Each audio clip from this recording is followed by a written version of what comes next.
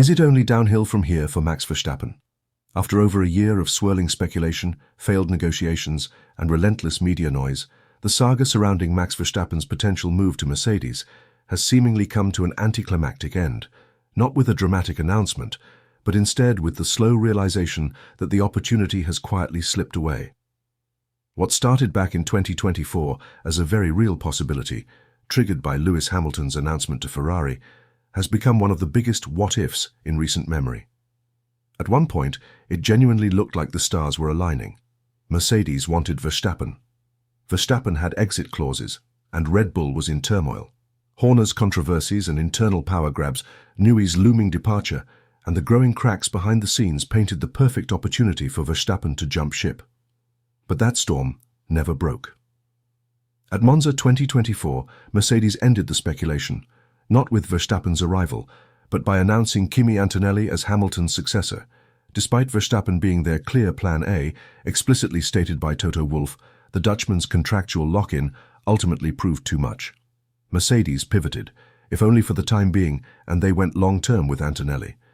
And Verstappen stayed. Fast forward to 2025, and once again, the narrative around the possibility of Mercedes signing Verstappen reignited. Only this time, the seat in question wasn't Hamilton's, but George Russell's. With Russell's contract expiring at the end of the season, speculation returned. Would Mercedes make one final push?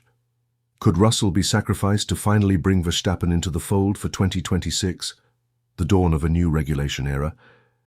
And yet, like déjà vu the season prior, the answer came around the halfway mark of the season. Another indication that the failure to sign him was due to their inability to exercise his exit clause. At round 14 in Hungary, it was confirmed that Verstappen's exit clause had once again failed to trigger. The clause, dependent on him being outside the top four in the standings at the summer break, was rendered inactive. Just like how he had to stay in 2025, Verstappen will again be staying at Red Bull for 2026, and reports suggest that Mercedes have already responded by offering Russell a new 2-year contract extension, locking him in through at least the end of 2027. So now we find ourselves in a strange but revealing position. Max Verstappen, the 4-time champion, has now failed to escape Red Bull for 2 years in a row, and worse, he's doing so while his title hopes are evaporating in real time. Let's be honest, Verstappen isn't winning the 2025 championship. It's done, not with the current state of Red Bull's package, and certainly not with McLaren operating at the level they are. And given the uncertainty around Red Bull's power unit program heading into 2026, and their technical brain drain, in a season defined by radical engine and aerodynamic regulation changes, it's becoming increasingly clear that Red Bull won't be ready to bounce back immediately, which means, barring something extraordinary, Verstappen is now looking at a minimum of 2 consecutive seasons without a title. Now, on paper, 2 years without a title might not sound catastrophic. Drivers go through dry spells. Not every year can be a golden one, but what makes this stretch so significant is the suddenness of the fall. Just 2 years ago, Verstappen was untouchable, 4 titles on the bounce, shattering records, dominating entire seasons by the summer break in the most dominant of cars. The thought of him being anything other than the benchmark was unthinkable. And now? He's not even in the title conversation. That contrast is what changes everything, because it reminds us how fast F1 moves, and how brutal it can be when it turns. This isn't unprecedented. We've seen elite drivers go from hero to afterthought before. Fernando Alonso looked destined for a dynasty after 2005 and 2006. He never won again. Vettel was just 26 years old when he claimed his 4th consecutive title in 2013. He never won another. And even Lewis Hamilton, whose was robbed of a record 8th title in 2021, hasn't been able to even have a chance to fight again for a title 4 seasons later. F1 doesn't wait for anyone, not even the greats. And Verstappen, whether he or his fans want to admit it or not, is starting to look like he might be next in line for that fate. Of course, there's still a belief floating around, particularly from Verstappen loyalists, that he's just playing the long game. The theory goes, stay with Red Bull through 2026, assess the pecking order post-regulation shift, and then sign with the most competitive team in 2027. In theory, it sounds smart, but in practice, it's far too simplistic and one-dimensional, lacking any sense of nuance. Because that plan assumes that Verstappen will still be the most wanted man in the paddock by 2027. It assumes that top teams will be ready to tear up their lineups just to bring him in. And it ignores the fact that F1 is built on timing, not just talent. You don't just choose to join the best team. This isn't the F1 game. This is real life. The door has to be open. And right now, there's no guarantee that any of those doors will be available 2 years from now. Take Mercedes, for instance. If they get the 2026 regs right and George Russell delivers, even wins a title, how do they justify removing him in 2027? It already feels like a stretch for them to drop Russell now, which has just been demonstrated. But if he's a reigning champion by then, the discussion is likely over. You don't boot a proven winner. And then there's Antonelli. If he shows progress over the remaining half of 2025 and 2026, Mercedes will have a homegrown prospect who's now fully integrated into their system. The last thing they'll want is to derail his trajectory just to accommodate Verstappen, whose presence would completely shift the team dynamic. And Verstappen's presence is disruptive. That's not even an insult, it's just reality. He drives in a very specific way that requires the development trajectory of the car to be tailored to him. He demands full team focus.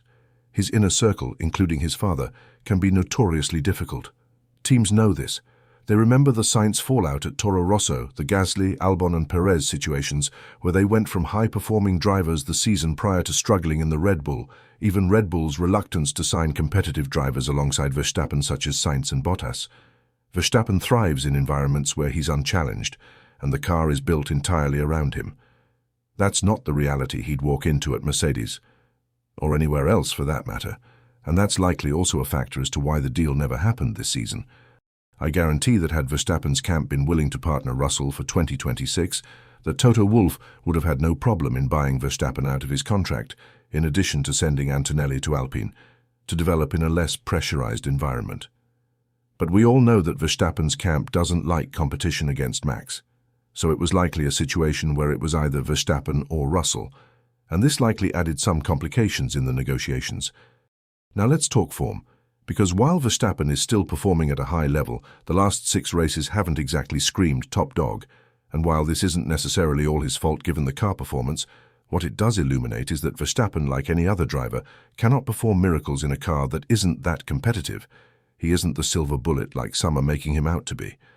In the last 6 rounds, no wins, just 1 pole and only 1 podium. DNF in Austria, a P10 in Spain after a petulant and deliberate clash with Russell, P4 at Monaco, P2 in Canada, his best result, followed by P5 at Silverstone despite starting on pole, and a P4 at Spa. These are not the results of a man dragging an underperforming car to overachievement. They're the results of someone just hanging on. And in F1, perception matters almost as much as performance. When you're winning, you look invincible. You get people making ludicrous comments like he could put a Haas on pole, or that he could have won a championship in the Mercedes in 2023. When you're no longer winning, the aura fades, the hype dies down, and people move on. You now become seen as a regular driver rather than this over-exaggerated mystical being. Now project this forward. We've got half of 2025 left, where Verstappen will likely remain winless. Then comes 2026, where Red Bull is entering a transitional phase, a brand new power unit, no Honda, Ford stepping in, internal reshuffling, and a technical team that's no longer led by Adrian Newey. The odds of Red Bull nailing the 2026 regs aren't high, which means Verstappen could be looking at another year of irrelevance, and that's where the narrative really begins to shift. Because by 2027, he won't be introduced as the reigning champion. He won't even be introduced as the man to beat. He'll be the guy who hasn't won in years, the guy who stuck around too long at Red Bull, the guy who couldn't reclaim the mountaintop, and meanwhile, other drivers will be building legacies. Russell, if he wins in 2026. Piastri, if he continues his rise. Even Antonelli, if he starts putting things together. Verstappen's stock won't just plateau. It could genuinely regress relative to those around him come the 2027 season, especially if he lets his tempers flare and further show the potential downsides of signing him. And remember, 2027 is going to be a reactionary season. Teams will be focused on evolving their 2026 concepts, learning from the first year of the new regulations, and refining performance. Driver changes won't be the priority. Continuity will, and car upgrades will. And unless a team is underperforming or has a sudden gap in its lineup, they won't be scrambling to sign a high-maintenance, high-cost driver who hasn't won since 2024. Which leads us to the real question: where can Verstappen go? In my opinion anyways, Mercedes is essentially out. As much as the belief that Verstappen might have free rein to sign for them in 2027, I think that Mercedes have made their bet on Russell and Antonelli. If Mercedes aren't the fastest car, Verstappen won't join, and if Russell wins the title, then there would be no justification to dropping him. Ferrari could be an option, but only if Hamilton retires at the end of his 2026 contract, and only if they're willing to risk destabilizing the balance with Leclerc. And as mentioned for Mercedes, if Ferrari aren't competitive, he won't join. McLaren is almost certainly off the table. Norris is contracted through 2027. Piastri is clearly the future, and Verstappen doesn't play well with equal teammates if McLaren in some alternative universe was to drop Norris and partner Verstappen with Piastri. Which leaves one real possibility: Aston Martin, and on paper it makes sense. Alonso is expected to retire at the end of 2026. Adrian Newey is at Aston developing their cars. Honda are supplying the engines. They have a world endurance racing project which Verstappen has expressed interest in post-F1, and Lawrence Stroll would almost certainly break the bank to bring Max in. It fits. But Aston's competitiveness remains the wild card. If they're not a genuine front-running team by 2027, it's just another lateral move, not a step up. So we come full circle, from four-time world champion with the world seemingly in his hands to a driver slowly running out of elite options. Could Verstappen win more titles? Of course. He's still one of the best drivers on the grid, but the path back to dominance is narrowing, and the longer he stays out of the fight, the harder it will be to get back in.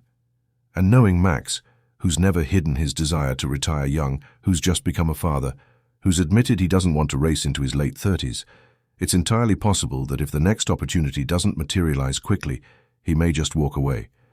It's not surprising why so many of his fans are devastated at the fact that he hasn't made the move to Mercedes for 2026 and is instead staying at Red Bull.